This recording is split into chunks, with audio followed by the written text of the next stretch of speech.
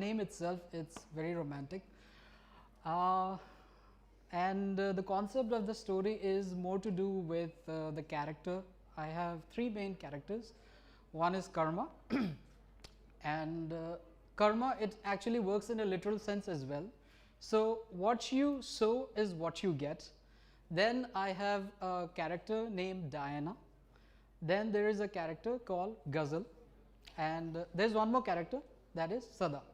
So with regards to Karma, he represents love, and I believe that love is pure because love is the fragrance of God, and we all should spread it, as much as we can. But heart is very cocky because it changes every now and then. So that is how Ghazal represents in the book. Then I have Diana, which is a representation of soul. So soul is a constant which does not change. Then I have the character called Sada. Sada is what we have nowadays so-called society. So technically all the decisions that we take are somehow carried on, or we are driven by society in one way or the other. Like for example, there might be a girl that you love with all your heart, but we will always think, shall I go ahead or shall I not? Why? Does she belong to this religion, caste, everything that is there? So there are many aspects to life and how things are. So with this story, what I want to showcase is, like, we should always believe in love because it's beautiful. It's actually very beautiful. I mean, when you are in love, how happy you look, like everybody, they glow. Romance, who does not like it? Everyone sitting here would like to talk about romance that is there, isn't it? So when you are in love, what happens? You blush, you shy away, you want to eat that, hey yaar, uske liye nahi, main ye karungi, or I will do that for him. Why do we do that? Because we love that person, and it's so pure, it's very pure. That is what love is. And why do you want to contaminate that? Such a beautiful thing. How does our decision, change? The decisions is changed by society because it compels us. This book is very poetic because I am like a fan of poetry. I myself read a lot of Keats and P.B. Shelley. So people have said that it is more about reading Rumi and Gibran that you find onto the book. And thankfully the book is doing pretty well, and I have more than 105 reviews, and it's about 4.2 rating that is there in Amazon. So the book is available here as well onto the backstage, and it is available on Amazon. You have the Kindle version as well as the paperback that is there. Let me read something to you so that you can get a hang of what I write. So is it what I talk is there, so I will try to read something out of it, and hopefully you like it. And also I have put in a lot of effort in giving a title to the chapters that are there. So every chapter is well thought of. For example, there is a chapter called Diana's Karma. There is a chapter called Ghazal's Karma. So how they have been through life, that is what so it is not just romance, it is very philosophical as well, and you get to know a little bit of things about in life. ऐसा होता है ना कि सब कुछ बताया नहीं जाता, कभी कभी पढ़ के भी सीखना होता है. So I'm not trying to teach people, but yeah, a little here and there, it's good. So let me read something.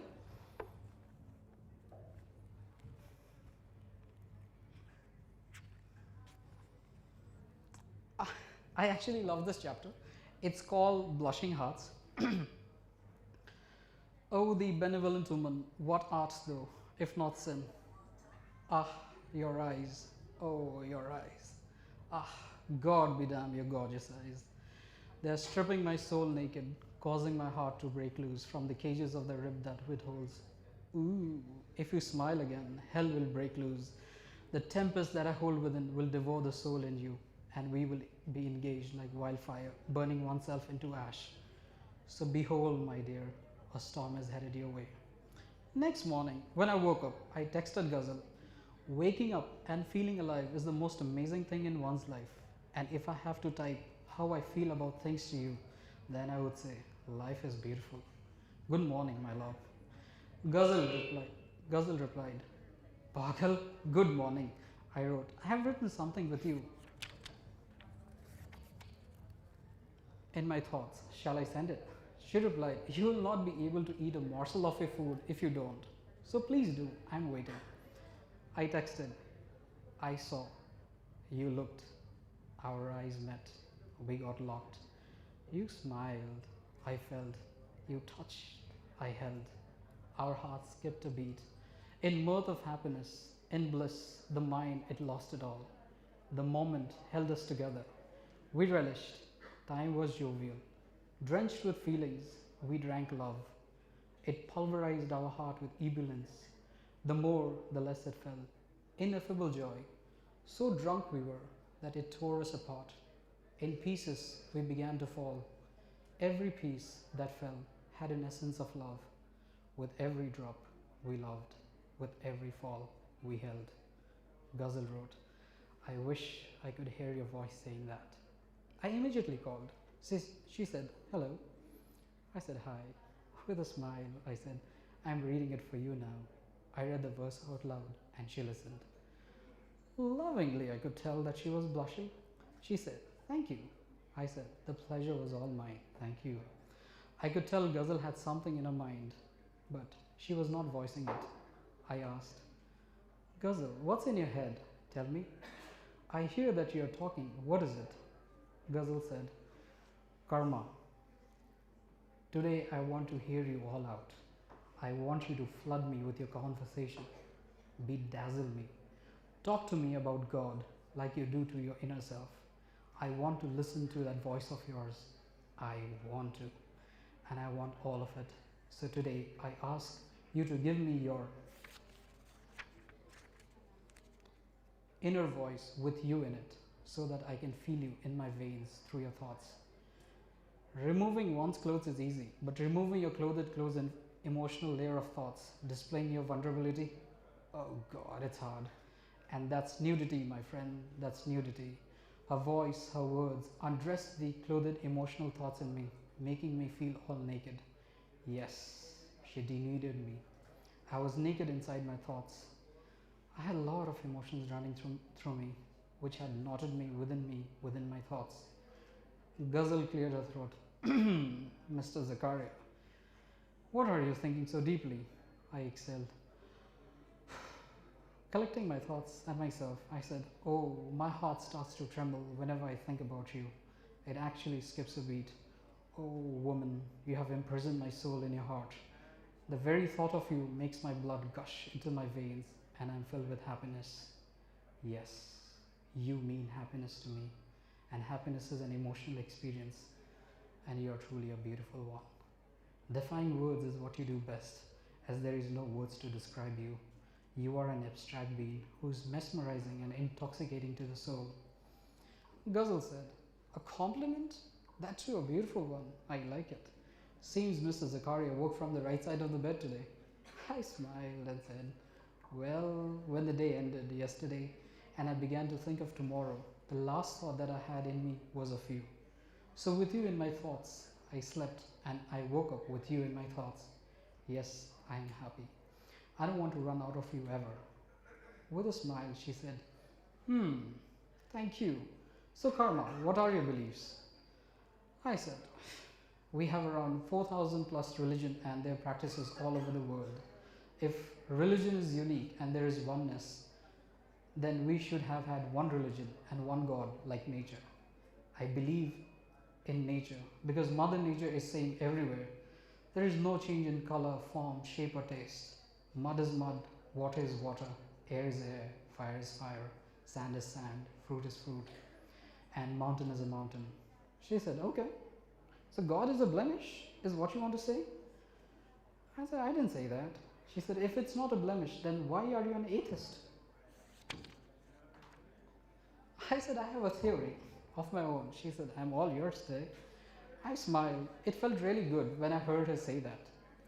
Ghazal very cutely said, Karma, stop smiling from inside and talk, will you now?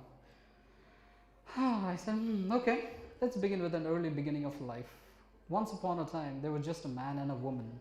Man worshipped and said prayers to Mother Nature, as according to him, nature was supreme and the only source of energy and power. God or religion was not prevalent during that point in time. Or let's say, God and religion was not born. Also, the structure of society was unknown, hence every soul lived in harmony and everything on this planet belonged to all. There was no caste segregating one from one another. There was no highs or low among people. God, religion and society only divides people into segments, hence I condemn them.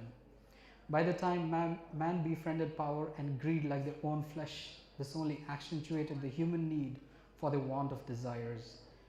Man stopped worshipping Mother Nature. He now desired to undress and make her naked. These desires led on to temptation, and temptation opened the floodgate of jealousy, unloosing the Gordian knot of dark and grey human shades. As things evolved with time, man became hungrier and greedier for power. The thirst to rise and to control the realm of human was at its peak.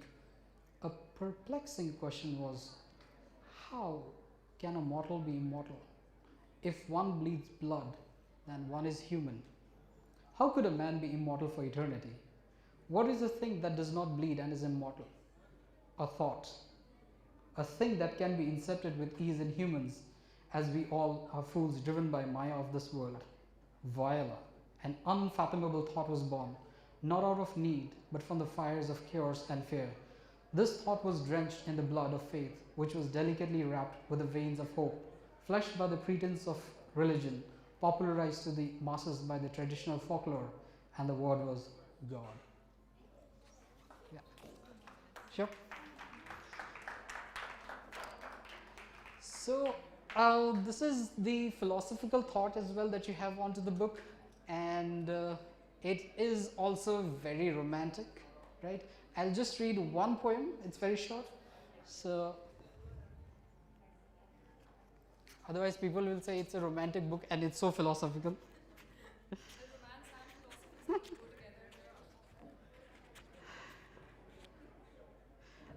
go together. Okay. The poetry itself is of the title of the book, A Drop of You. A drop of you inundates my heart, cheers my mind, all my thoughts fill with joy. Ecstasy encircles, serenity seeps in, love I feel. A drop of you pours like rain in my heart, quenches my thirst of love. A drop of you, with every drop I feel you, inside of love, in the heart of my heart, under my skin, in my veins, with my blood, I feel you. A drop of you, in every drop of love, I find you. My every drop of love is for you. With every drop of me, I love you. So, this is a very romantic book, so please go ahead, and I hope you enjoy the read as well, and you get some learning as well. So, it's philosophical, and everything is there. Thank you. Thank you so much, sir. Well, I think we can go on and on